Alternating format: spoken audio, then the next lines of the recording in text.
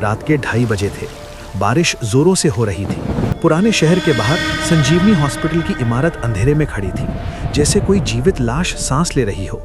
अनुराग, एक नौजवान डॉक्टर, अपनी पहली नाइट ड्यूटी पर था। उसकी गाड़ी हॉस्पिटल के गेट पर रुकी तो बिजली की कड़क के साथ पूरा कंपाउंड रोशन हो गया। पुरानी बिल्डिंग की खिड़कियों में सफेद चादरें लहरा रही थी। डॉक्टर साहब, आज रात अकेले मत रहना, गेट के पास बैठे बूढ़े चौकीदार ने कांपते स्वर में कहा। यहाँ रात 3 बजे के बाद कोई अकेला नहीं बचता। अनुराग हंसा। चाचा, भूत प्रेत वाली कहानियां मत सुनाओ, मैं तो सिर्फ ड्यूटी करने आया हूँ। वो अंदर घुसा। लॉबी में सिर्फ एक ट्यूबलाइट टिमटिमा रही थी। फर्श पर पुराने खून के धब्बे अभी भी दिख रहे थे। लिफ्ट का दरवाजा खुद ब खुद खुला। अंदर कोई नहीं था, फिर भी अंदर से फुसफुसाहट आ रही थी। डॉक्टर, मदद करो, दर्द हो रहा है। अनुराग ने लिफ्ट में कदम रखा। दरवाजा बंद हुआ, लाइटें बुझ गईं। अंधेरे में अचानक एक ठंडी सांस उसके कान के पास आई। तुम मेरी आखिरी सर्जरी करोगे ना? तीसरी मंजिल पर पहुंचते ही अनुराग को लगा जैसे पूरा फ्लोर सांस ले रहा हो। कमरा नंबर 313 का दरवाजा खुला पड़ा था। अंदर एक पुरानी ऑपरेशन टेबल पर एक लड़की लेटी थी, सफेद गाउन में, चेहरा ढका हुआ। वो धीरे धीरे करीब गया। लड़की के हाथ में आईवी ड्रिप लगी थी, लेकिन खून की जगह काला तरल टपक रहा था। मेरा नाम रिया है, लड़की ने बिना होठ हिलाए फुसफुसाया। 10 साल पहले इसी टेबल पर मेरी सर्जरी हुई थी। डॉक्टर ने गलती कर दी, मैं मर गई, लेकिन मेरी आत्मा यहाँ फंस गई।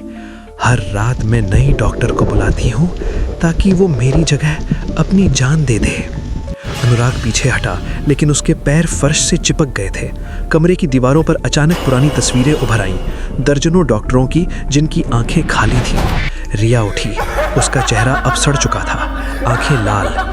तुम्हें पता है, ये हॉस्पिटल कभी डॉक्टरों का नहीं था, ये मरीजों का था। हम सब यहाँ मारे गए, अब हमारी बारी है, तुम्हारी। अनुराग चीखा और भागा। कॉरिडोर में हर दरवाजा खुद खुलने लगा। हर कमरे से हाथ निकल रहे थे, ठंडे, सड़ते हुए। वो सीढ़ियों की तरफ दौड़ा। पीछे से रिया की हंसी गूंज रही थी। डॉक्टर, ऑपरेशन अभी बाकी है। नीचे पहुंचा तो चौकीदार गायब था। उसकी जगह सिर्फ एक पुरानी रजिस्टर पड़ा था।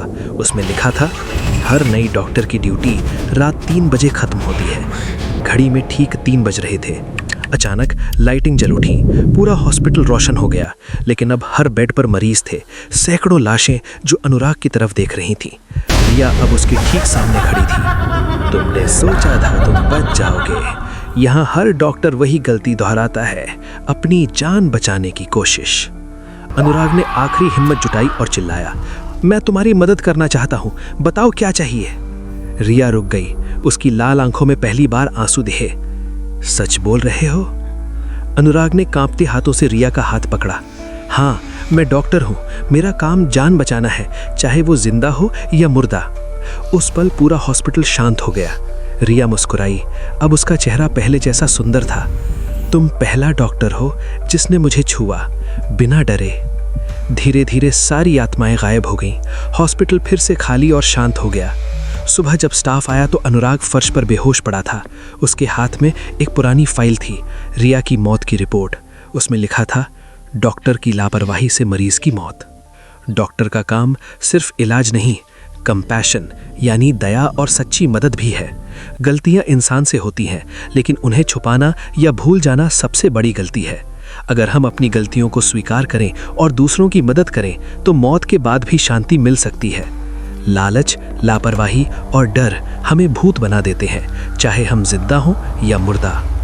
अनुराग ने उस दिन के बाद हॉस्पिटल छोड़ दिया, लेकिन वो अक्सर कहता था, कभी कभी सबसे डरावना घर वो हॉस्पिटल होता है जहां अपनी गलतियों की आवाज सुनाई देती है।